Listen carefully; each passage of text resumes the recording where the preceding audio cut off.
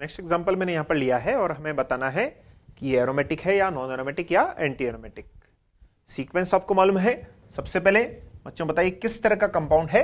जी हाँ, this is fused polycyclic compound. अब तक आपको आ जाना चाहिए 2 rings are fused at 2 carbons. This is fused polycyclic compound. अब बताइए कंडीशन क्या। सबसे पहले cyclic, yes this is cyclic.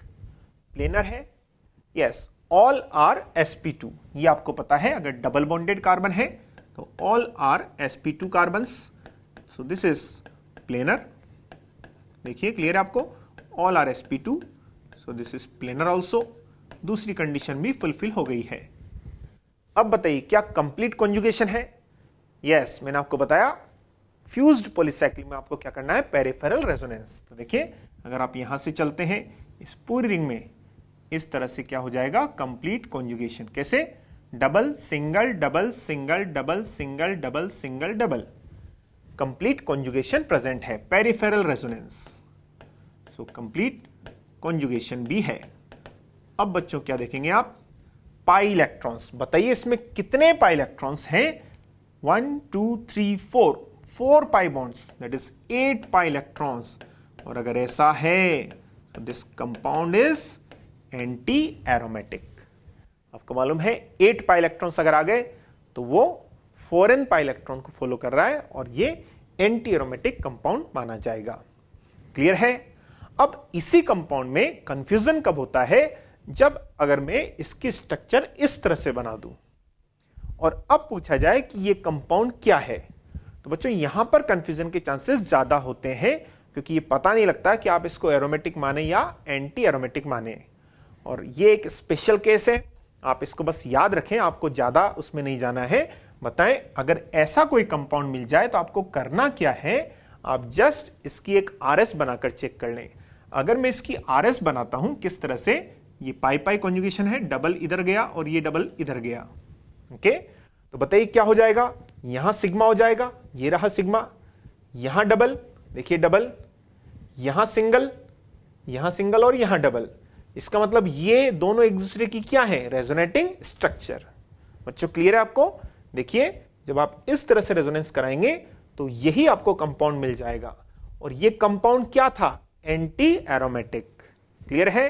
तो अगर इसकी आरएस आपको एंटी एरोमेटिक मिल जाती तो आपको इसको भी क्या मान लेना है, एंटी एरोमेटिक। क्लियर बच्चों, दिस इज एंटी एरोमेटिक, चाहे ये हो या ये हो, they are anti aromatic species. Okay, बस ये एक एग्जांपल आपको बिल्कुल डायरेक्ट याद रखना है।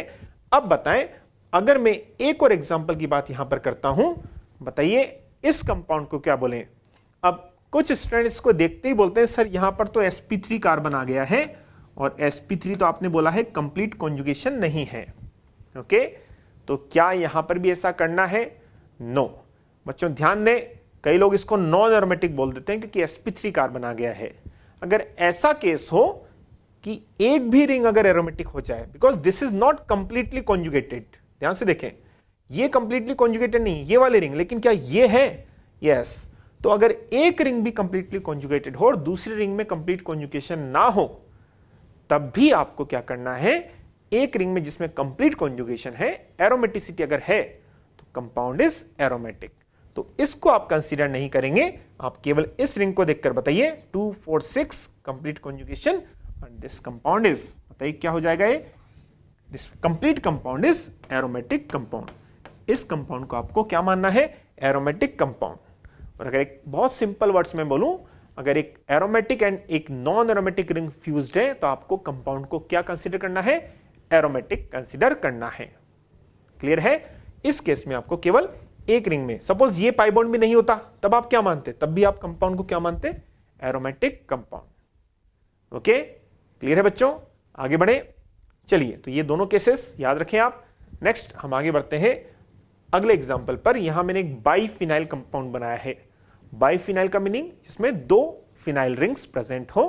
और इस कंपाउंड में मेरा पहला क्वेश्चन, क्या ये पॉलीसाइक्लिक फ्यूज्ड कंपाउंड है, no, this is not fused compound.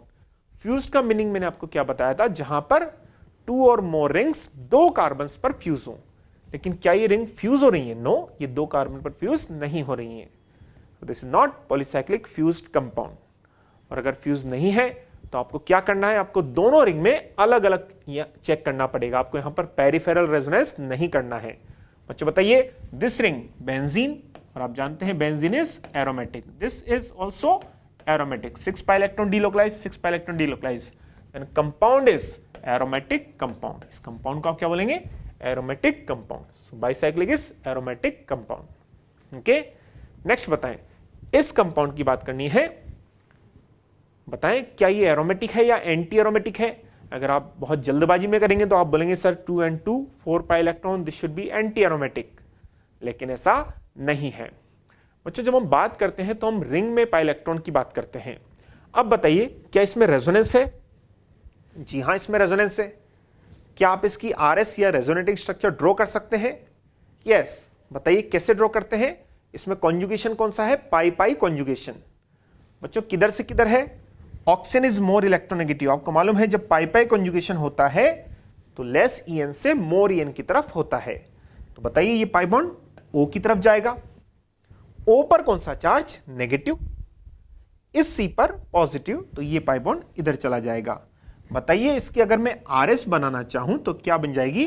बताएं, ये पाई बॉन्ड इधर गया, ये पाई बॉन्ड इधर गया, तो इसकी अगर मैं आरएस बनाना चाहूं तो बताएं क्या बन जाएगा? यहां रिंग बनाऊं, बताएं यहां कौन सा बॉन्ड? Double bond. ओके, बताइए ये बॉन्ड इधर से गया है तो इस कार्बन पर पॉजिटिव चार्ज। ओके, बताइए यहां कौन सा बॉन्ड? सिंगल, और ओ पर कौन सा चार्ज? नेगेटिव। तो ये इसकी रेजोनेटिंग स्ट्रक्चर बन जाएगी। अब अगर आप इस आरएस को ध्यान से देखें, बताइए रिंग में कंप्लीट कॉन्जुगेशन है? जी हां, देखिए सबसे पहले sp2 sp2 sp2, positive charge carbon भी sp2 है। पाई इलेक्ट्रॉन कितने बच्चों? 2 pi electron, complete conjugation and 2 pi electron. बताइए कंपाउंड इज एरोमेटिक, तो this compound is also aromatic compound. Clear आपको? इस कंपाउंड को आप क्या बोलेंगे? Aromatic compound. ओके, तो इस तरह के कंपाउंड में जहां पोलर पाई बॉन्ड प्रेजेंट हो आपको इस तरह से चेक करना है। लेकिन ऐसे क्वेश्चन को बहुत फास्ट सॉल्व करने के लिए एक डायरेक्ट मेथड क्या है, जब भी ऐसे कंपाउंड आ जाएं जिनमें पोलर बॉन्ड भी हो कॉन्जुगेशन में, तो आप केवल उस बॉन्ड को, जो पोलर बॉन्ड है उसको शिफ्ट करा दीजिए। जैसे कि यहां पर ये मैंने बनाया है, हम क्या कर सकते हैं बच्चों, डायरेक्ट में क्या कर सकता हूं, इस डबल बॉन्ड को बनाकर ये जो बॉन्ड बनाया इसको शिफ्ट करा दीजिए ऊपर। बताएं ओ पर कौन सा चार्ज? नेगेटिव, और यहां पॉजिटिव चार्ज। डायरेक्ट क्या करना है आपको? केवल एक बॉन्ड को शिफ्ट करा दीजिए, तो यहां पॉजिटिव आ जाएगा, और जैसे ही पॉजिटिव आ जाएगा बताइए ये कार्बोकेटाइन क्या हो जाएगा? एरोमेटिक, क्योंकि इसमें 2 पाई इलेक्ट्रॉन्स हैं। तो आप डायरेक्ट भी ऐसा कर सकते हैं, केवल जो CO बॉन्ड है उसको शिफ्ट कराकर यहां पॉजिटिव बना दें और पाई इलेक्ट्रॉन काउंट कर ले रिंग में। क्लियर है आपको? आइए एक और एग्जांपल करते हैं। जैसे कि मैंने ये कंपाउंड बनाया है, इस कंपाउंड का एक इंपॉर्टेंट नेम है ट्रोपोन। क्या नाम इसका? ट्रोपोन। और मुझे बताना है कि ये एरोमेटिक है या एंटी एरोमेटिक या नॉन एरोमेटिक। बहुत सिंपल मेथड मैंने आपको बताया है।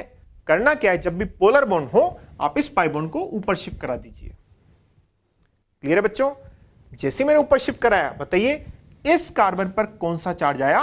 पॉजिटिव चार्ज, और O पर नेगेटिव चार्ज। देख रहे हैं आप लोग? देखिए यहां डबल डबल डबल, यहां O माइनस और यहां पॉजिटिव चार्ज। क्या आपको एक ट्रोपाइलियम कार्बोकेटाइन की तरह नजर आ रहा है? जी हां, कंप्लीट रेजोनेंस है, और 6 pi electron, compound is aromatic.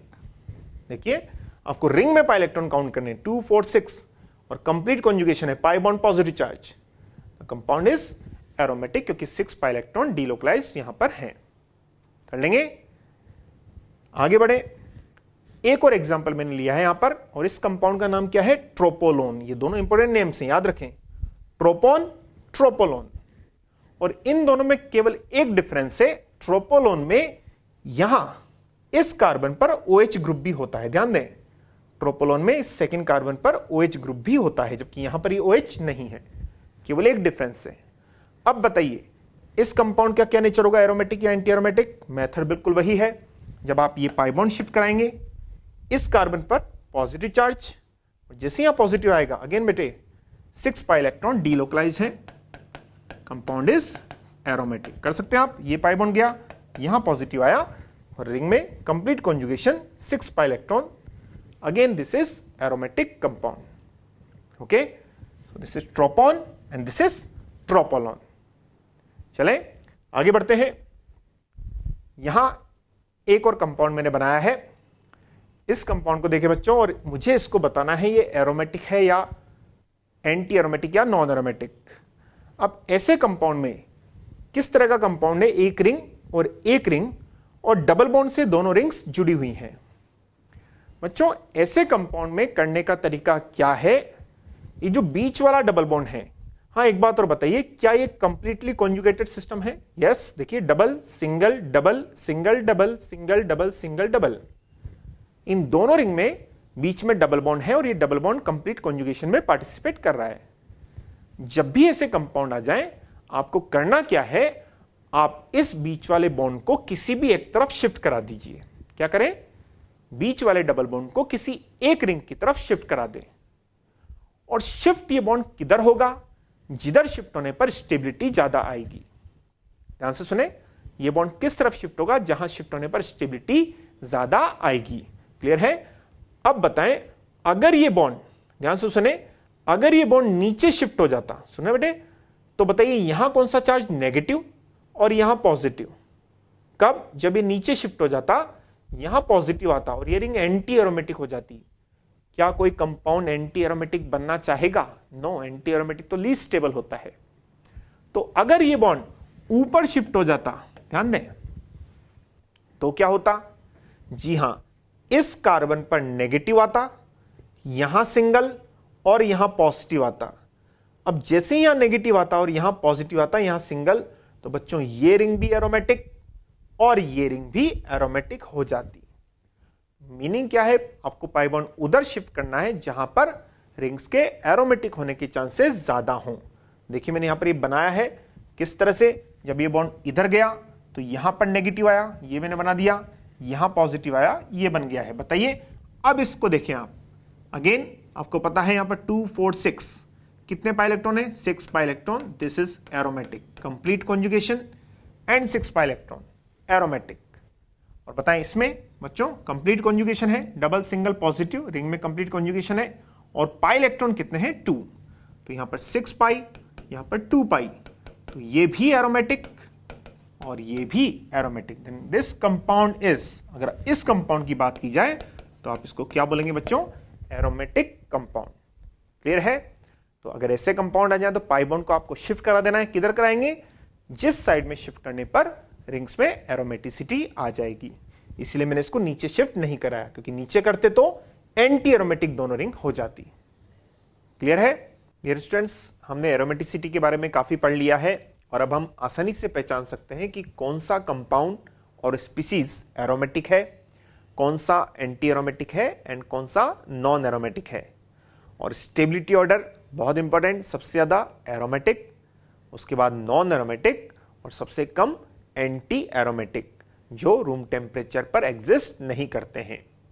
आइए हम एरोमेटिसिटी में एक इंपॉर्टेंट बात और पढ़ना जा रहे हैं, और वो क्या है? एरोमेटिसिटी की एप्लीकेशंस। तो बताएं, यहां मैंने बात की है application of aromaticity. In application को एक क्वेश्चन से हम समझना चाहेंगे। देखिए मैंने यहां पर एक क्वेश्चन लिखा है, और क्या क्वेश्चन है? Which of the following compound is yes more acidic? इनमें से कौन सा कंपाउंड सबसे ज्यादा एसिडिक है? बच्चों एसिडिक स्ट्रेंथ हमने पढ़ा है, और आप जानते हैं कि एसिडिक स्ट्रेंथ को पता करने का एक बहुत सिंपल, बहुत आसान मेथड क्या है? जी हां, H+ हटाइए और कॉन्जुगेट बेस बनाइए, और जितना ज्यादा स्टेबल कॉन्जुगेट बेस होगा, कंपाउंड की एसिडिक स्ट्रेंथ उतनी ही ज्यादा होगी। तो आइए इस क्वेश्चन को करते हैं। बताएं, यहां मैंने हाइड्रोजन भी मेंशन कर दिए हैं कि हाइड्रोजन कौन सा वाला जाएगा। ओके, एसिडिक स्ट्रेंथ पूछा है।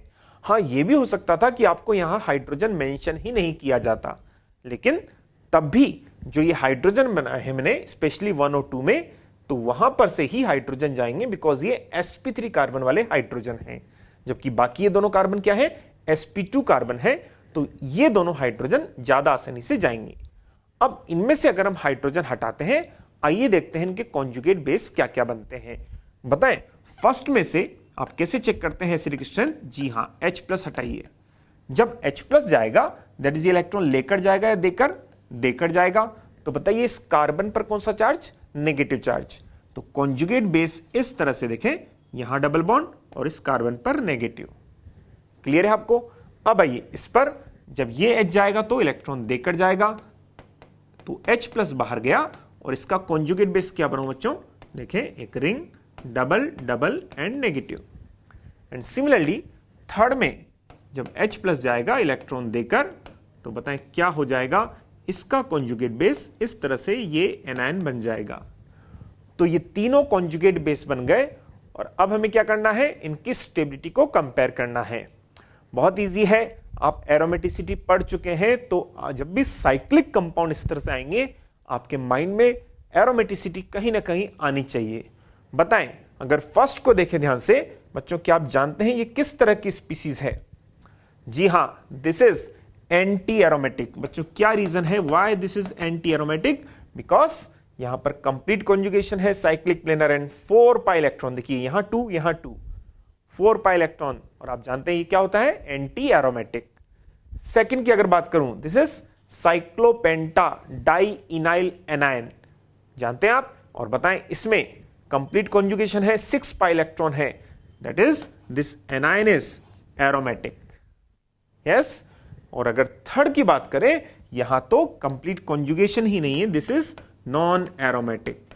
ओके, तो बताएं आप स्टेबिलिटी ऑर्डर जानते हैं, सबसे ज्यादा स्टेबल एरोमेटिक, और जो कॉन्जुगेट बेस सबसे ज्यादा स्टेबल होगा उसका एसिड भी स्ट्रॉन्गेस्ट होगा। तो बताएं पूछा क्या है question? Which of the following compound is more acidic? तो आंसर क्या हो जाएगा बच्चों? बी हो जाएगा।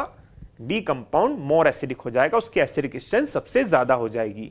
और यही अगर कंपैरिजन की बात करें, बताइए क्या कंपैरिजन हो जाएगा? सबसे ज्यादा बी, उसके बाद बताएं ए या सी? जी हां, सी, क्योंकि ए का तो जो कॉन्जुगेट बेस बनेगा वो हाईली अनस्टेबल हो जाएगा। तो बी के बाद सी और सी के बाद ए कर लेंगे आप। तो ये एक एप्लीकेशन, एसिडिक स्ट्रेंथ बहुत इजीली आप चेक कर सकते हैं। आइए आगे बढ़े, नेक्स्ट क्वेश्चन की बात करते हैं। और क्या क्वेश्चन है? Which of the following produces hydrogen gas when react with sodium metal? देखिए यहां मैंने 2 कंपाउंड बनाए हैं और आपसे पूछा है इनमें से कौन सोडियम मेटल के साथ रिएक्शन करके हाइड्रोजन गैस प्रोड्यूस करेगा।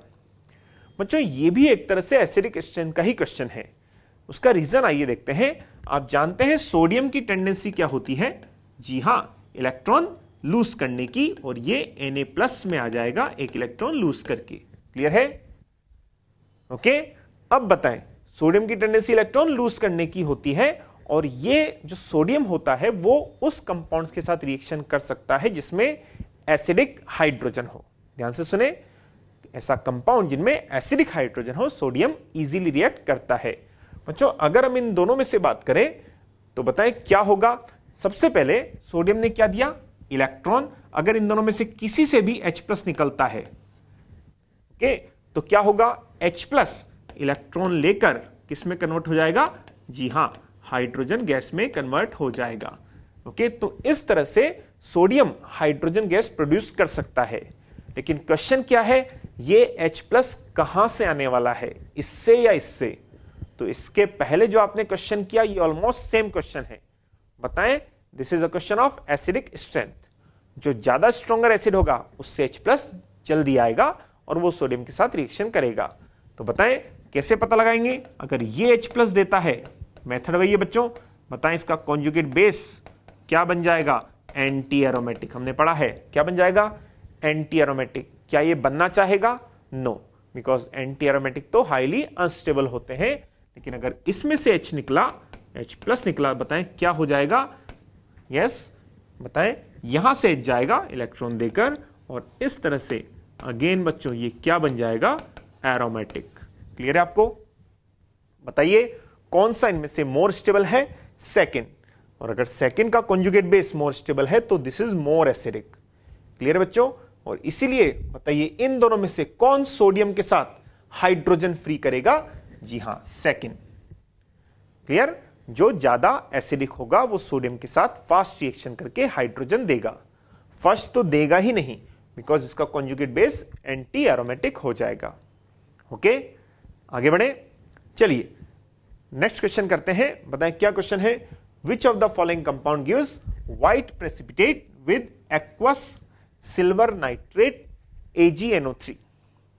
यहां पर मैंने दो हैलाइड्स बनाए हैं, A एंड B, और C ऑप्शन है बोथ।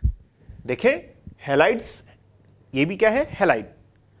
अब आप याद रखें, ये जो व्हाइट पीपीटी बनता है, ये बनता है जब AgNO3 के साथ रिएक्शन करते हैं तो AgCl का व्हाइट पीपीटी बनता है। किसका बच्चों? AgCl का व्हाइट पीपीटी फॉर्म होता है, जिसमें Ag क्या रहता है, प्लस, और Cl क्या रहता है, माइनस। AgCl का व्हाइट पीपीटी फॉर्म होता है। तो इंपॉर्टेंट बात क्या है, Ag प्लस कहां से आएगा? जी हां, AgNO3 से आएगा। लेकिन Cl इन दोनों में से किससे आएगा, यही क्वेश्चन है बच्चों। ये जो Cl माइनस है, ये इन दोनों में से कहां से आएगा? ध्यान से देखें, कहां से आएगा? अगर यहां से Cl माइनस निकलेगा, इसका मीनिंग क्या है? ये बॉन्ड किसकी तरफ, किसके फेवर में ब्रेक होगा? जी हां, क्लोरीन के फेवर में, तभी उस क्लोरीन पर नेगेटिव आएगा। तो बताइए, अगर ये बॉन्ड इस क्लोरीन के फेवर में ब्रेक होता है तो Cl माइनस बनेगा, लेकिन उस केस में इस कार्बन पर कौन सा चार्ज? बिल्कुल सही, पॉजिटिव चार्ज। बताएं, अगर इस केस में Cl माइनस निकलता है तो क्या हो जाएगा?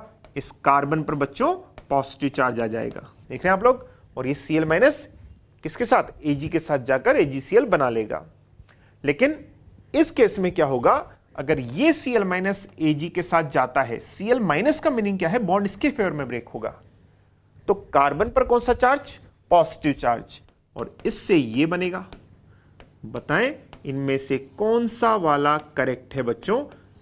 इनमें से कौन सा वाला केटायन इजीली बन जाएगा? फर्स्ट और सेकंड। अगेन आपको देखना पड़ेगा इन दोनों में से स्टेबल कौन ज्यादा है। जो ज्यादा स्टेबल होगा उसका फॉर्मेशन भी फास्ट हो जाएगा। और बताएं, this is yes complete conjugation 2 pi electron. ये कौन सा केटायन है बच्चों? एरोमेटिक। क्लियर आपको? This is aromatic. जबकि यहां पर देखिए कंप्लीट कॉन्जुगेशन है, पाई इलेक्ट्रॉन कितने हैं? 2 and 2 4, and this is anti aromatic. और आप जानते हैं, क्या कोई एंटी एरोमेटिक बनना चाहेगा? नो। और इसी वजह से इस कंपाउंड में तो ये केटायन बनेगा ही नहीं, इसमें से Cl आसानी से जाएगा ही नहीं, क्योंकि Cl के जाने पर वो एंटी एरोमेटिक स्पीसीज बनने लगेगा। तो बताएं, इसका कौन सा आंसर सही है? ए में जब AgNO3 के साथ रिएक्शन करेगा तो इंटरमीडिएट एक एरोमेटिक स्पीसीज बनेगा जो कि बहुत स्टेबल है। इसीलिए first compound gives white PPT of AgCl। Clear है? नेक्स्ट क्वेश्चन में हमें कंपेयर करना है carbon carbon first bond length and next rotational energy barrier. सबसे पहले हम बॉन्ड लेंथ की बात करते हैं कि इन दो कंपाउंड्स में हमें L1 and L2 bond length को कंपेयर करना है। ध्यान से सुने, अगर मैं इस तरह के कंपाउंड की बात करूं जहां पर हमें बॉन्ड लेंथ को कंपेयर करना है, मैंने आपको पहले भी बताया है, इस तरह के कंपाउंड में आपको क्या करना है? ये जो बीच वाला डबल बॉन्ड है जो दो रिंग को कनेक्ट कर रहा है, इसको किसी एक तरफ मूव करा देंगे, इसको किसी एक तरफ शिफ्ट करा देंगे। बच्चों ध्यान से देखें, अगर मैं इसको ऊपर शिफ्ट कराता हूं तो बताएं यहां कौन सा चार्ज आ जाएगा? नेगेटिव। यहां कौन सा चार्ज? पॉजिटिव। और ये सिंगल बॉन्ड आ जाएगा। देख रहे हैं आप लोग? अब जैसे ही यहां नेगेटिव आएगा, 2 4 6, ये रिंग क्या हो जाएगी? एरोमेटिक। और यहां पॉजिटिव आते ही इस रिंग में भी 2 पाई इलेक्ट्रॉन और complete conjugation, again this ring will be also aromatic. तो अगर ये पाई बॉन्ड मूव करता है ऊपर, तो बताइए दोनों रिंग क्या हो जाएंगी? एरोमेटिक। कब? जब यहां पर चार्जेस डेवलप हो जाएंगे पाई बॉन्ड के मूव करने से। लेकिन अगर इस रिंग की बात करें, अगर इस रिंग में मैं पाई बॉन्ड को मूव कराता हूं, चाहे ऊपर कराऊं या नीचे कराऊं, दोनों बात एक ही है, क्योंकि 5-5 मेंबर रिंग है। तो मान लीजिए ये इस तरह से ऊपर मूव कराया तो ऊपर नेगेटिव, और जैसे नेगेटिव आएगा ये तो एरोमेटिक हो जाएगी 6 पाई इलेक्ट्रॉन्स। लेकिन यहां देखिए पॉजिटिव आएगा, और पॉजिटिव आने से ये रिंग क्या हो जाएगी? 4 pi electron, and complete conjugation की वजह से this ring will be anti aromatic. और हम जानते हैं एंटी एरोमेटिक तो कोई भी बनना नहीं चाहता है, because it is highly unstable. और इसीलिए इस कंपाउंड में ये पाई बॉन्ड मूव ही नहीं करेगा। सुन रहे हैं आप लोग? ये पाई बॉन्ड जब जाएगा ही नहीं तो यहां पर कौन से कैरेक्टर रहेंगे? डबल बॉन्ड कैरेक्टर रहेंगे। जबकि इस कंपाउंड में देखिए जब ये पाई बॉन्ड मूव करेगा तो दोनों रिंग एरोमेटिक बन जाएगी, इसीलिए यहां पर ये पाई बॉन्ड आसानी से मूव कर जाएगा। तो यहां कौन से character? Single bond character. Clear है? तो देखिए आप लोग, इस तरह से जब ये पाई बॉन्ड ऊपर की साइड मूव करेगा तो यहां नेगेटिव, यहां पॉजिटिव, ये बन गया। अब देखें ये भी aromatic and this is also aromatic.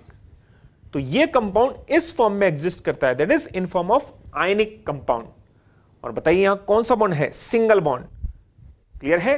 और सिंगल बॉन्ड की बॉन्ड लेंथ डबल बॉन्ड से ज्यादा होती है, तो ये कंपाउंड एक्चुअली इस फॉर्म में एग्जिस्ट करेगा। जबकि अगर इस कंपाउंड की बात करें, मैंने आपको बताया अगर ये मूव कर गया, चाहे पाई बॉन्ड नीचे करे ऊपर करे, बात एक ही है। तो सपोज अगर ये नीचे की साइड मूव कर रहा है तो देखें यहां नेगेटिव, यहां पॉजिटिव, तो ये रिंग क्या हो जाएगी बच्चों?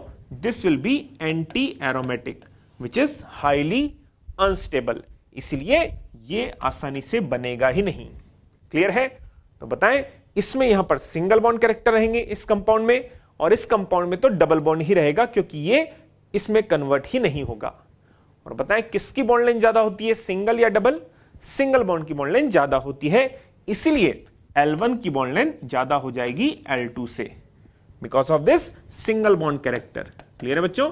यहां पर L1 की बॉन्ड लेंथ ज्यादा हो जाएगी।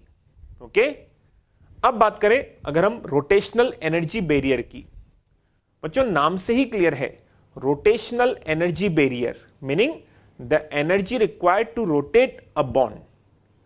हम जानते हैं सिंगल बॉन्ड में जब प्योर सिंगल बॉन्ड होता है तो वहां पर फ्री रोटेशन होता है, लेकिन डबल बॉन्ड में क्या हो जाता है? Restricted rotation.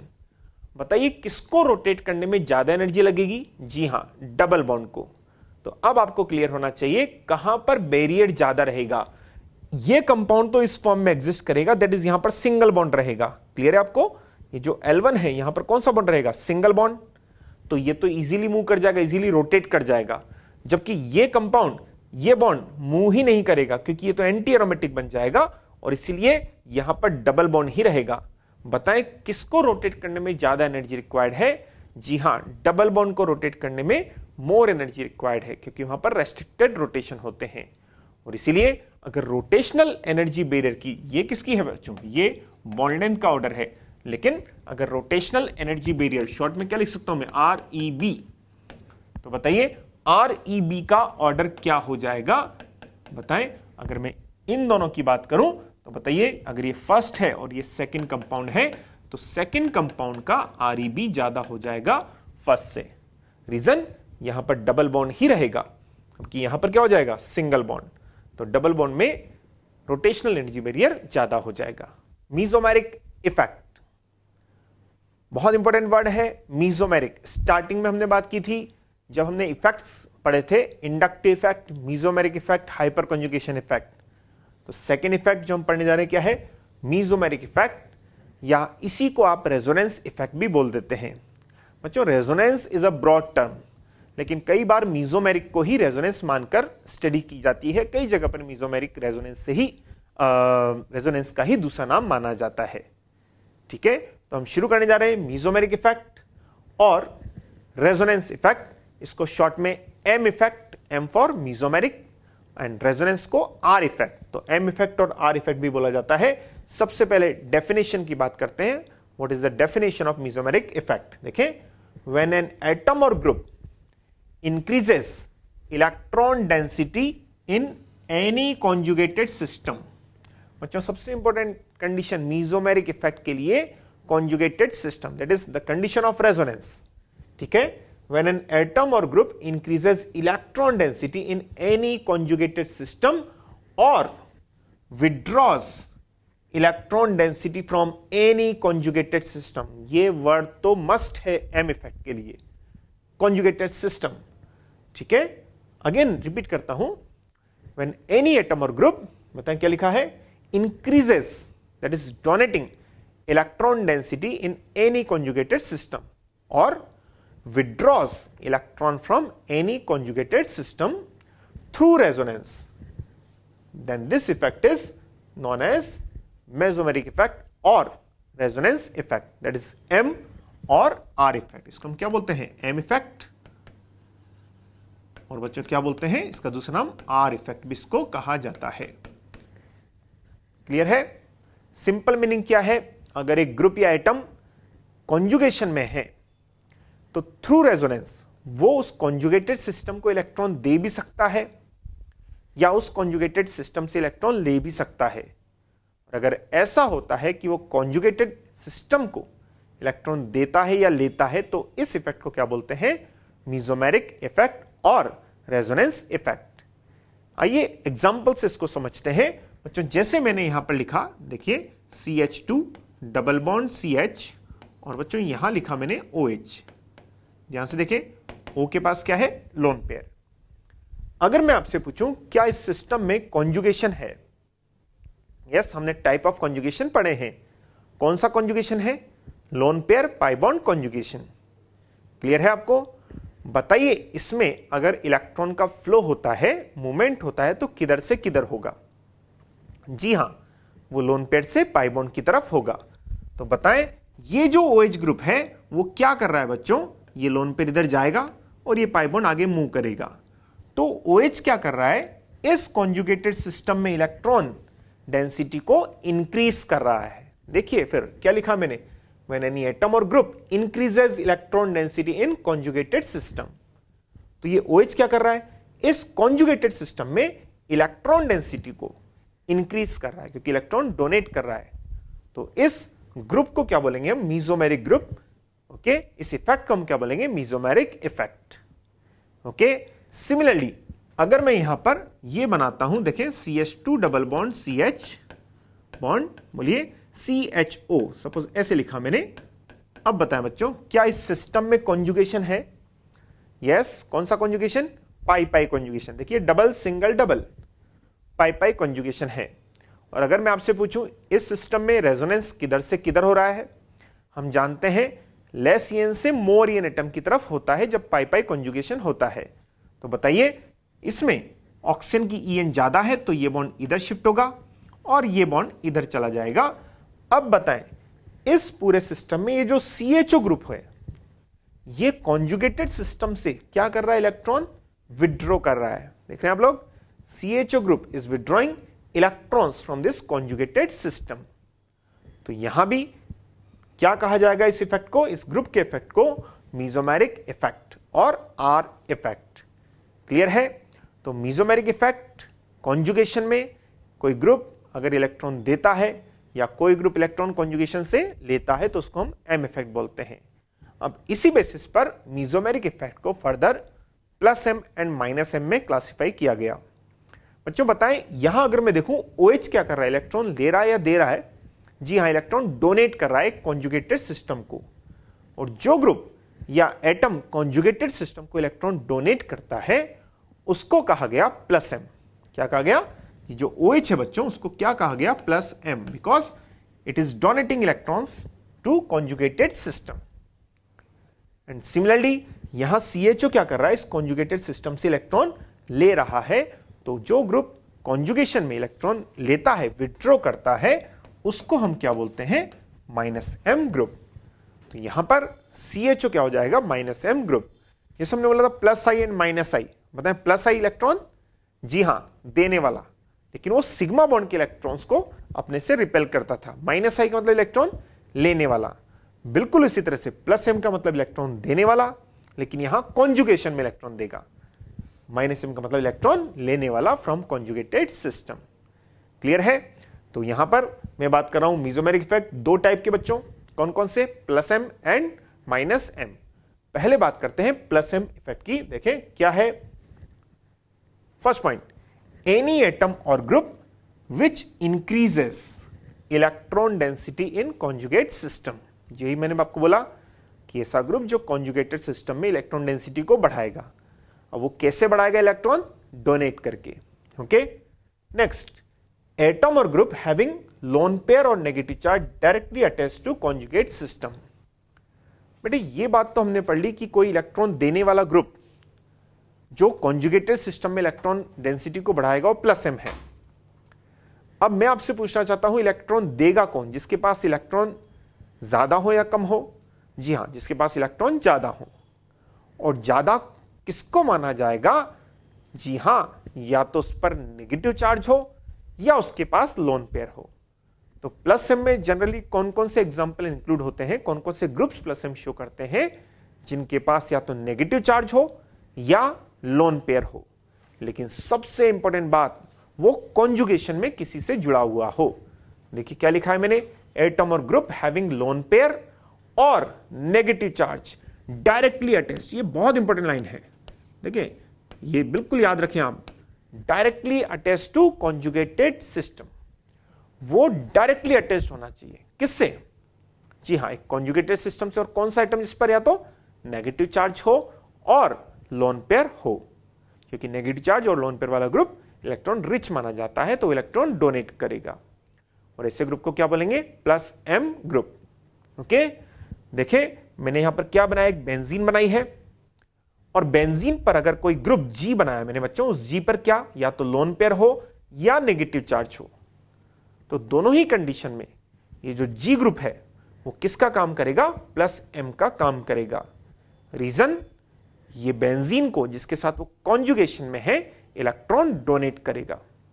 ओके, तो यहां पर जी दैट इज लोन पेयर और नेगेटिव चार्ज वाला ग्रुप प्लस एम ग्रुप की तरह बिहेव करेगा। ओके, नेक्स्ट अगर हम बात करें माइनस एम की, तो इसके ठीक अपोजिट बताएं, एनी एटम और group which withdraws electron density from conjugate system, ये कॉन्जुगेट सिस्टम से इलेक्ट्रॉन को विड्रॉ करेगा, उस ग्रुप को बच्चों क्या बोलेंगे, माइनस एम ग्रुप, और इस इफेक्ट को माइनस एम इफेक्ट। ओके, अब बताइए प्लस एम कौन होता था, कौन सा ग्रुप प्लस एम शो करते थे, जिनके पास इलेक्ट्रॉन ज्यादा हो, दैट इज लोन पेयर और नेगेटिव चार्ज, और वो कॉन्जुगेट सिस्टम से डायरेक्टली जुड़े हों। और इसी तरह से माइनस एम कौन शो करेगा, माइनस एम का मीनिंग इलेक्ट्रॉन लेने वाला। बच्चों इलेक्ट्रॉन लेगा कौन, जी हां, जिसके पास इलेक्ट्रॉन डेंसिटी कम हो। तो आइए हम बात करते हैं, क्या लिखा है मैंने, एटम और group having polar pi bond. देखिए ध्यान से, क्या हो, polar pi bond or positive charge. और पॉजिटिव चार्ज का मतलब याद रखें, वैकेंट ऑर्बिटल, ये हमने पहले भी पढ़ा है। एटम और ग्रुप जिसमें या तो पोलर पाई बॉन्ड हो या फिर उसमें क्या हो, पॉजिटिव चार्ज, एंड डायरेक्टली, ये बहुत इंपॉर्टेंट लाइन मैं आपको बार बार बोल रहा हूं, directly attach to conjugate system. उसका कौन सा इफेक्ट होगा, जी हां, माइनस एम इफेक्ट।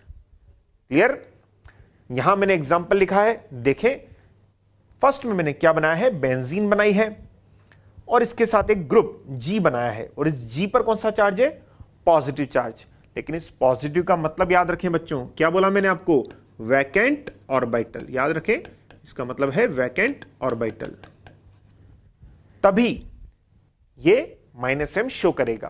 क्लियर है, कैसे शो करेगा, अगर मैं आपसे पूछूं बताइए इस कंपाउंड में कॉन्जुगेशन किस तरफ से किस तरफ है। यस, हम जानते हैं यहां pi bond positive charge conjugation है, और इलेक्ट्रॉन का फ्लो पाई से पॉजिटिव की तरफ होता है। तो बताइए ये पाई बॉन्ड ऊपर जाएगा, तो ये जी प्लस क्या कर रहा है, इलेक्ट्रॉन विड्रॉ कर रहा है, और इलेक्ट्रॉन विड्रॉ करने वाले ग्रुप को ही तो क्या बोलते हैं, माइनस एम। तो जी प्लस यहां पर किसकी तरह बिहेव करेगा, माइनस एम की तरह। ओके, जिसके पास positive charge that is vacant orbital हो। एंड दूसरा केस बताइए मैंने क्या बनाया यहां पर, A double bond B. Okay, अब देखें यहां क्या लिखा हुआ है मैंने, if En of B is greater than A, electronegativity of B अगर ए से ज्यादा हो, तो इसका मीनिंग क्या है बच्चों, ये पाई बॉन्ड किसकी तरफ शिफ्ट होगा, जी हां, बी की तरफ, क्योंकि उसकी En ज्यादा है। और जब बी की तरफ शिफ्ट होगा तो ए पर पार्शियल पॉजिटिव और बी पर पार्शियल नेगेटिव। तो बताएं इसमें कॉन्जुगेशन किधर से किधर होगा, मोर एन एटम की तरफ, तो ये पाई बॉन्ड अगेन रिंग से बाहर जाएगा। तो ये जो A double bond B group है वो बेंजीन रिंग से इलेक्ट्रॉन को विड्रॉ कर रहा है, और इसलिए उसका भी कौन सा इफेक्ट, माइनस एम कहा जाएगा। क्लियर है, आइए हम इसको एग्जांपल से भी समझते हैं। जैसे इसका एग्जांपल मैं लूं, मान लीजिए मैंने बच्चों यहां बनाया बेंजीन रिंग, देखें आप लोग, और यहां क्या लिखा मैंने, CH2 पर पॉजिटिव, ठीक है, कार्बन पर पॉजिटिव, G प्लस की जगह CH2 प्लस। मैं आपसे जानना चाहता हूं क्या इसमें कॉन्जुगेशन है, यस, पाई पॉजिटिव, किधर से किधर होगा, पाई से पॉजिटिव की तरफ। और बताएं ये पाई बॉन्ड जब ऊपर जाएगा तो CH2 प्लस क्या कर रहा है, इलेक्ट्रॉन विड्रॉ कर रहा है कॉन्जुगेशन सिस्टम से, इसलिए CH2 प्लस का कौन सा इफेक्ट माना जाएगा बच्चों? -m। क्या कहा जाएगा इसको? -m, क्योंकि इलेक्ट्रॉन विड्रॉ कर रहा है कॉन्जुगेशन सिस्टम से। यहां देखें, अगर मैं बेंजीन के साथ एक ग्रुप लगा दूं बच्चों, कौन सा ग्रुप? सपोज मैं लगा दूं यहां पर CHO। अब बताएं, क्या ये पोलर पाई बॉन्ड का एग्जांपल है? देखिए C double bond O, this is an example of polar pi bond, जैसे यहां A डबल बॉन्ड B है। और पोलर पाई बॉन्ड का मीनिंग क्या है? ये जो बाद वाला एटम है उसकी En ज्यादा है। तो बताएं इसमें इलेक्ट्रॉन का फ्लो किधर से किधर होगा? Oxygen is more in atom, तो ये पाई बॉन्ड इधर जाएगा, तो रिंग से पाई बॉन्ड इधर आ जाएगा। बताइए CHO ग्रुप क्या कर रहा है? बेंजीन से इलेक्ट्रॉन विड्रॉ कर रहा है। कॉन्जुगेटेड सिस्टम से इलेक्ट्रॉन विड्रॉ करने वाला क्या कहलाता है? -m। तो बच्चों यहां में CHO जिसमें पोलर पाई बॉन्ड है -m कहलाएगा। यहां CH2 प्लस -m हो जाएगा। क्लियर है? डियर स्टूडेंट्स, इस तरह से हमने पढ़ा मीसोमेरिक इफेक्ट के 2 टाइप्स होते हैं, +m एंड -m। आइए हम आगे बढ़ते हैं और अब देखते हैं कि कौन कौन से ग्रुप्स या एटम्स ऐसे होते हैं जो +m इफेक्ट शो करते हैं एंड कौन कौन से ग्रुप्स और एटम्स ऐसे होते हैं जो -m इफेक्ट शो करते हैं। हां, एक बात तो क्लियर है, +m का मतलब जो इलेक्ट्रॉन डोनेट करते हैं कॉन्जुगेटेड सिस्टम को। और कौन डोनेट करेगा? जिसके पास या तो नेगेटिव चार्ज हो या लोन पेयर हो। ओके, और इसी तरह से -m का मतलब जो कॉन्जुगेटेड सिस्टम से इलेक्ट्रॉन विड्रॉ करता है, और वो कौन होगा? जिसमें या तो पॉजिटिव चार्ज हो वैकेंट ऑर्बिटल के फॉर्म में और पोलर पाई बॉन्ड हो। तो सबसे पहले हम बात करना चाह रहे हैं एग्जांपल ऑफ +m। तो यहां पर मैंने 4 ग्रुप्स लिखे हैं और इनके मुझे क्या देना है? +m का ऑर्डर बताना है। बच्चों देखें, सबसे पहले इनमें से जो फर्स्ट 3 हैं 1 2 3, इन तीनों में क्या है? Negative charge. हम जानते हैं नेगेटिवली चार्ज एटम का +m होता है। एंड फोर्थ ग्रुप के पास क्या है? Lone pair.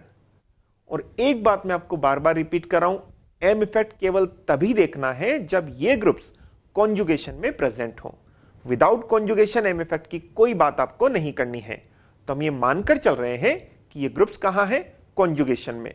तो अब बताएं, इनमें से कौन सबसे कम आसानी से इलेक्ट्रॉन डोनेट करेगा? हमें यह मालूम है कि negatively charged and lone pair वाले में से कौन आसानी से इलेक्ट्रॉन डोनेट करेगा जिस पर नेगेटिव चार्ज हो। क्लियर है? क्योंकि वो उस चार्ज को हटाना चाहते हैं। इसका मीनिंग फोर्थ में +m सबसे कम हो जाएगा, क्योंकि NH2 में क्या है? Lone pair. तो फोर्थ में तो सबसे कम हो गया है।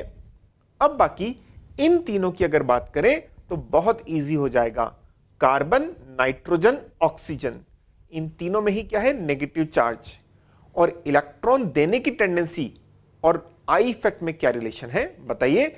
इनमें से अगर मैं बात करता हूं En के बारे में, इलेक्ट्रॉन नेगेटिविटी के बारे में, बताइए किसकी En ज्यादा है? जी हां, ऑक्सीजन की En ज्यादा है। और अगर ऑक्सीजन की En ज्यादा है तो बताएं उसकी इलेक्ट्रॉन देने की टेंडेंसी कम हो जाएगी कंपेयर टू इन दोनों के। लेकिन याद रखें, इससे तो ज्यादा ही होगी, क्योंकि इसके पास क्या है? Lone pair. क्लियर है आपको? जबकि O के पास क्या है? Negative charge. पहले आप नेगेटिव चार्ज को देखेंगे, बाद में En को। क्लियर है? तो बताएं +m सबसे कम किसका हो जाएगा बच्चों? NH2 का +m सबसे कम हो जाएगा। उसके बाद बताएं कार्बन, नाइट्रोजन, ऑक्सीजन, ऑक्सीजन की En ज्यादा है तो +m कम। ओके, और उसके बाद नाइट्रोजन और कार्बन में से किसकी En ज्यादा है? नाइट्रोजन की। तो यहां पर सबसे ज्यादा +m शो करने वाला ग्रुप बताएं कौन हो जाएगा? Yes, CH2 minus, after that NH-, उसके बाद O- और उसके बाद NH2। तो ये डिक्रीजिंग ऑर्डर में हो जाएगा। क्लियर है?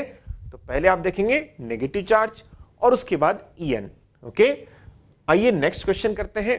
सेकंड में आपको +m का ऑर्डर बताना है। ये तो क्लियर है कि इन तीनों ही के पास क्या है? Lone pair. तो जब ये कॉन्जुगेटेड सिस्टम से अटैच्ड होंगे, डायरेक्टली अटैच्ड होंगे, तो इनका +m इफेक्ट शो होगा। और बहुत इजी हो जाएगा, तीनों ही के पास लोन पेयर है, तो हम सिंपल En से इनको चेक कर सकते हैं। बताइए किसकी En सबसे ज्यादा है इन तीनों में? फ्लोरीन की।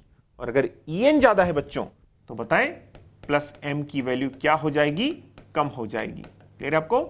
En ज्यादा तो +m कम हो जाएगा। बताइए सबसे कम En किसकी है? नाइट्रोजन की इन तीनों में से। तो उसका प्लस एम ज्यादा, उसके बाद ऑक्सीजन और उसके बाद फ्लोरीन। आंसर क्या हो जाएगा? अगेन डिक्रीजिंग ऑर्डर हो जाएगा प्लस एम का। क्लियर है? थर्ड एग्जांपल की अगर हम बात करें, बताएं OH एंड OR। बच्चों ये एग्जांपल आपको डायरेक्टली याद ही रखना है। ओके, इसमें आपको कुछ भी एक्सप्लेनेशन नहीं है, केवल ये याद रखें OH एंड OR में से हमेशा OH का प्लस एम ज्यादा होता है as compare to OR। OR का मीनिंग OCS3 OC2H5। ओके, तो OH का प्लस एम OR से ज्यादा होगा, ये आपको याद रखना है। क्लियर है? इसको आपको रिमेंबर रखना है। ठीक है, नेक्स्ट अगर हम बात करें फोर्थ केस की, बताइए यहां पर मैंने 4 एग्जाम्पल लिखे हैं। देखें NH2, OH, NHCOR and OCOR। अब अगर मैं आपसे पूछूं इनका कौन सा इफेक्ट है अगर ये कॉन्जुगेशन में है? जी हां, इनका प्लस एम है। रीजन मैंने आपको बताया कि जब एटम जिसके पास लोन पेयर और नेगेटिव चार्ज हो डायरेक्टली कॉन्जुगेटेड सिस्टम से जुड़ा है, ये बॉन्ड मैंने बनाया, इसका मतलब ये कॉन्जुगेटेड सिस्टम से डायरेक्टली जुड़ा हुआ है, और एन के पास क्या है? Lone pair. तो इसका कौन सा इफेक्ट? Plus M. इसी तरह से OH का भी प्लस एम। यहां NHCOR, बच्चों आप ये बोल सकते हैं कि सर यहां पर तो पोलर पाई बॉन्ड है तो इसका तो माइनस एम हो सकता है ना, लेकिन मैंने आपको बोला आप किसको देखेंगे? जो एटम डायरेक्टली कॉन्जुगेशन में हो। यहां डायरेक्टली कौन है? NH, क्योंकि यहां वैलेंसी मैंने फ्री की है, और N के पास क्या है? Lone pair. That is why इसका भी प्लस एम ही माना जाएगा। और ऐसे ही इस एग्जांपल में बताइए डायरेक्टली ऑक्सीजन जुड़ा हुआ है जिसके पास लोन पेयर है, तो इसका भी प्लस एम है। तो इन सभी का प्लस एम इफेक्ट है। अब कंपेयर करने की बात आती है, बताएं NH2 और OH में EN के बेसिस पर किसकी EN ज्यादा है? ऑक्सीजन की। तो NH2 का तो प्लस एम OH से ज्यादा ही हो जाएगा, नाइट्रोजन की EN कम है। ओके, लेकिन अब बात आती है OH एंड NHCOR में किसका प्लस एम ज्यादा है? तो आप बोल सकते हैं सर यहां भी तो नाइट्रोजन है और नाइट्रोजन की तो EN कम होती है, तो इसका तो प्लस एम ज्यादा होना चाहिए OH से, लेकिन ऐसा नहीं होता है। OH का प्लस एम NHCOR से ज्यादा होता है, और इसका रीजन भी है। यहां पर हम इनको कॉन्जुगेशन में लगाकर देखते हैं। बच्चों देखें, मैंने इस OH को बेंजीन के साथ कॉन्जुगेशन में लगाया है। मैंने पहले ही बोला आपसे कॉन्जुगेशन में ही आप एम इफेक्ट की बात करेंगे। ओके, तो यहां पर बताइए OH को मैंने बेंजीन के साथ कॉन्जुगेशन में रखा है। बताइए किस टाइप का कॉन्जुगेशन है? जी हां, लोन पेयर सिंगल डबल, तो lone pair pi bond conjugation. Clear है? इसी तरह से NHCOR को भी आपने बेंजीन के साथ कॉन्जुगेशन में रखा है। तो अब हम इनको कंपेयर करना चाहते हैं कि कौन आसानी से देगा। जो आसानी से बेंजीन को इलेक्ट्रॉन देगा उसका प्लस एम उतना ही ज्यादा हो जाएगा। बताइए ऑक्सीजन की वैसे EN तो ज्यादा है, लेकिन इसका लोन पेयर पाई बॉन्ड के साथ कॉन्जुगेशन में है, तो इसका बेंजीन को इलेक्ट्रॉन दे सकता है। ओके, प्लस एम हो जाएगा। बच्चों नाइट्रोजन भी इलेक्ट्रॉन दे सकता है क्योंकि पाई बॉन्ड के साथ कॉन्जुगेशन में है, लेकिन एक इंपॉर्टेंट बात यह है कि क्या ये नाइट्रोजन इस ऑक्सीजन के साथ भी कॉन्जुगेशन में है? जी हां, देखें नाइट्रोजन का जो लोन पेयर है, देख रहे हैं आप लोग, lone pair single bond double bond, तो यहां पर lone pair pi bond conjugation है, और इसी को आप बोलते हैं इंटरनल रेजोनेंस। इस ग्रुप के अंदर ही रेजोनेंस हो रहा है। कौन सा ग्रुप? NHCOR। इस ग्रुप के अंदर ही रेजोनेंस, देखिए लोन पेयर इधर जा सकता है, ग्रुप के अंदर ही रेजोनेंस में जा सकता है, और इस तरह के रेजोनेंस को हम क्या बोलते हैं? Internal resonance. तो देखें ये लोन पेयर इधर भी जा सकता है, लेकिन ये इधर भी जा सकता है। इसका मीनिंग क्या हुआ कि ये लोन पेयर का बेंजीन को देने वाला इफेक्ट कम हो जाएगा, बिकॉज ये दो तरफ डिस्ट्रीब्यूट हो गया, उस तरफ भी डिस्ट्रीब्यूट हो गया है। Okay, due to internal resonance, जबकि यहां पर केवल और केवल ये बेंजीन को ही देगा। और यही रीजन है कि OH का प्लस एम बच्चों किससे?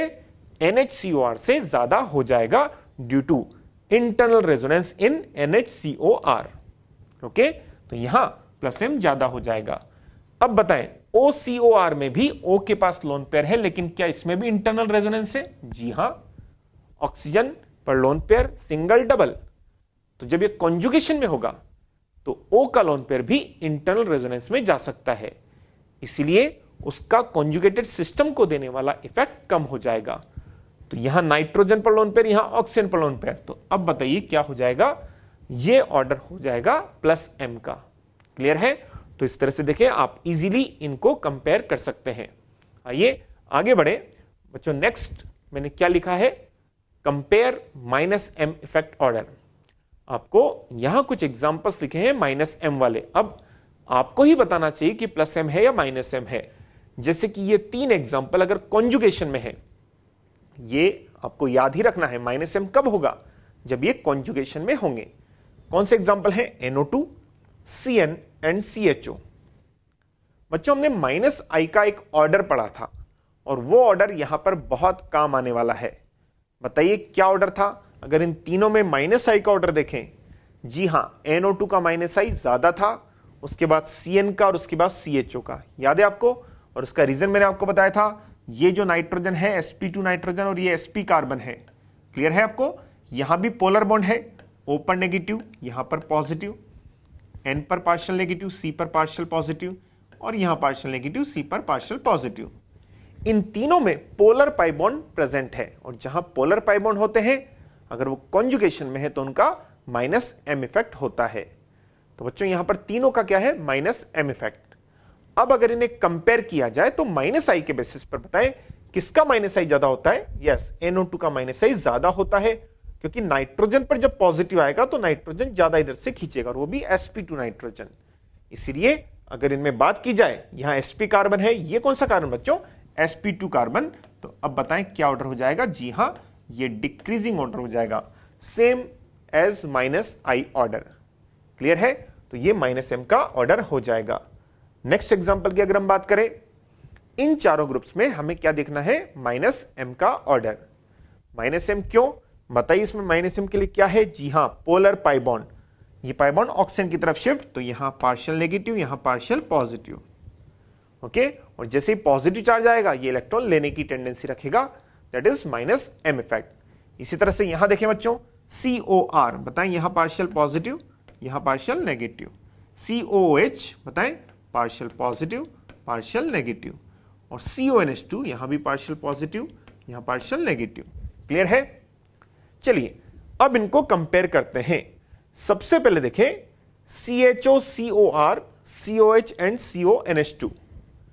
बच्चों एक बात तो क्लियर है कि किसका -m ज्यादा होगा, -m का मीनिंग इलेक्ट्रॉन लेने वाला इफेक्ट। तो किसका -m ज्यादा होगा, जिस पर पॉजिटिव चार्ज कम होगा या ज्यादा होगा? जी हां, पॉजिटिव चार्ज डेंसिटी ज्यादा होगी। जितना ज्यादा पॉजिटिव चार्ज वो उतना ही ज्यादा इलेक्ट्रॉन डेफिशिएंट और उसकी इलेक्ट्रॉन लेने की टेंडेंसी या -m उतना ही ज्यादा हो जाएगा। तो ये जो क्वेश्चन है इसमें हमें देखना है किसमें कार्बन पर पॉजिटिव चार्ज डेंसिटी ज्यादा होगी, क्योंकि सभी में CO group, CO group, CO group, CO group है। तो पॉजिटिव चार्ज डेंसिटी देखेंगे और उसको डिसाइड कौन करेगा, इन CO के साथ जो दूसरा ग्रुप जुड़ा हुआ है। बताइए फर्स्ट में CO के साथ H जुड़ा हुआ है, ध्यान से देखें बच्चों, CO के साथ H है, क्या H का कोई I इफेक्ट होता है? नहीं होता है। अब बताएं यहां कौन सा है, R, और R का बच्चों कौन सा इफेक्ट होता है, +I। देख रहे हैं आप लोग, R का +I होता है, और +I होगा तो बताएं इस कार्बन पर पॉजिटिव चार्ज डेंसिटी को कम कर देगा, और अगर पॉजिटिव चार्ज कम हो गया तो इसका -m भी कम हो जाएगा। किसके कंपैरिजन में, फर्स्ट के कंपैरिजन में, बिकॉज यहां हाइड्रोजन का कोई इफेक्ट नहीं है। क्लियर है? तो अगर 1 और 2 की बात करें तो 1 का -m ज्यादा हो जाएगा। अब अगर हम थर्ड की बात करें, बताइए थर्ड में अगेन CO ग्रुप पर OH लगा हुआ है और हम जानते हैं O के पास क्या है बच्चों, लोन पेयर। अब देखें अगर ये लोन पेयर है तो बताइए क्या इस O का रेजोनेंस इफेक्ट इधर लगेगा? जी हां, जैसे ही यहां पर ये बॉन्ड ऊपर जाएगा ये लोन पेयर इधर जा सकता है। क्लियर है आपको बच्चों? तो बताइए ये जो OH है रेजोनेंस की वजह से ये इस कार्बन में पॉजिटिव चार्ज डेंसिटी को कम कर रहा है। क्लियर है आपको? देखिए फिर जैसे ये बॉन्ड ऊपर जाएगा O अपना लोन पेयर इधर दे सकता है तो पॉजिटिव चार्ज डेंसिटी कम हो जाएगी। ओके, अब देखें फोर्थ में कौन है, NH2 भी है और यहां भी नाइट्रोजन के पास क्या है, लोन पेयर। तो अगेन इसमें क्या होगा, अगर ये पोलर बॉन्ड है ऊपर जाएगा तो यहां नाइट्रोजन अपना लोन पेयर इस कार्बन को दे देगा। बताइए ये भी इस पॉजिटिव चार्ज डेंसिटी को बहुत कम कर देगा। अब अगर हम बात करें इन तीनों में इलेक्ट्रॉन देने वाले ग्रुप जुड़े हुए हैं, इसमें कोई इलेक्ट्रॉन देने वाला ग्रुप नहीं जुड़ा हुआ है, तो बताइए इनमें से, इन चारों में से सबसे ज्यादा पॉजिटिव चार्ज कहां रहेगा? जी हां, फर्स्ट में सबसे ज्यादा पॉजिटिव चार्ज रहेगा, क्योंकि वहां पर कोई इलेक्ट्रॉन देने वाला ग्रुप नहीं है। लेकिन अगर इन तीनों में कंपेयर किया जाए, बताइए यहां R सिग्मा इलेक्ट्रॉन को पार्शियली शिफ्ट करेगा, जबकि यहां OH ये इलेक्ट्रॉन डोनेट कर सकता है कंप्लीटली। बताइए किसका देने वाला इफेक्ट ज्यादा है, इन दोनों का या R का? जी हां, ये दोनों प्लस M के थ्रू इलेक्ट्रॉन देंगे, रेजोनेंस के थ्रू इलेक्ट्रॉन देंगे, जो कि ज्यादा इफेक्टिव होता है। ये I इफेक्ट के थ्रू इलेक्ट्रॉन देगा, जो कम इफेक्टिव होता है। बताएं इसमें इलेक्ट्रॉन देने वाला इफेक्ट कम होगा as compare to these both groups. तो बताएं इसमें पॉजिटिव चार्ज डेंसिटी इन दोनों से ज्यादा रहेगी। क्लियर है? क्योंकि ये तो रेजोनेंस के थ्रू इलेक्ट्रॉन डोनेट कर रहे हैं कार्बन को। तो 1 के बाद कौन आ जाएगा? 2 आ जाएगा, क्योंकि यहां पॉजिटिव चार्ज डेंसिटी सबसे ज्यादा। उसके बाद यहां क्योंकि R इलेक्ट्रॉन दे तो रहा है लेकिन उतने नहीं दे रहा है जितना OH एंड NH2 दे रहा है। ओके, अब इसके बाद देखें OH और NH2 में से कौन ज्यादा आसानी से इलेक्ट्रॉन देगा? नाइट्रोजन, क्योंकि उसकी EN कम है। और जितनी ज्यादा आसानी से इलेक्ट्रॉन देगा कार्बन को, कार्बन पर पॉजिटिव चार्ज डेंसिटी कम हो जाएगी, और जितना कम पॉजिटिव चार्ज डेंसिटी होगी बच्चों उसका -M उतना ही कम हो जाएगा। क्लियर है?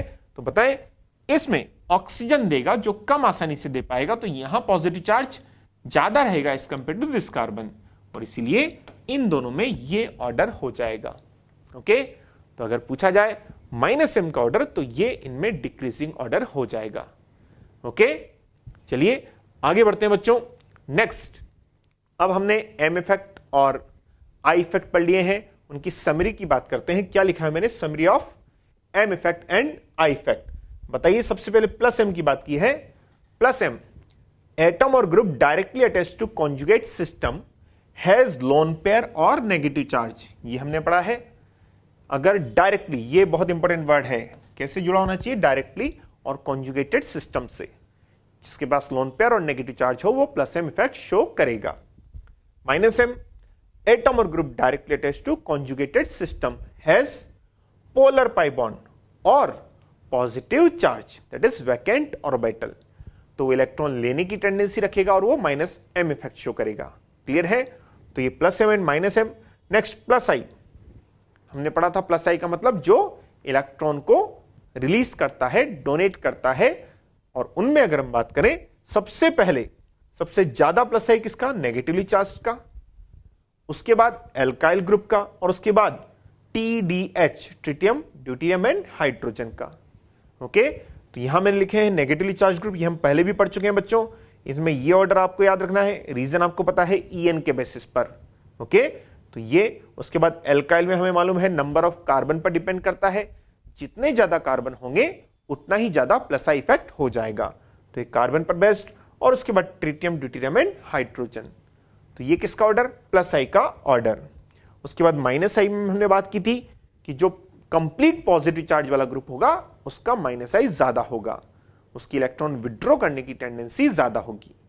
उसके बाद किसका नंबर था? पार्शियल पॉजिटिव चार्ज, और उसके बाद न्यूट्रल EN के बेसिस पर। क्लियर है?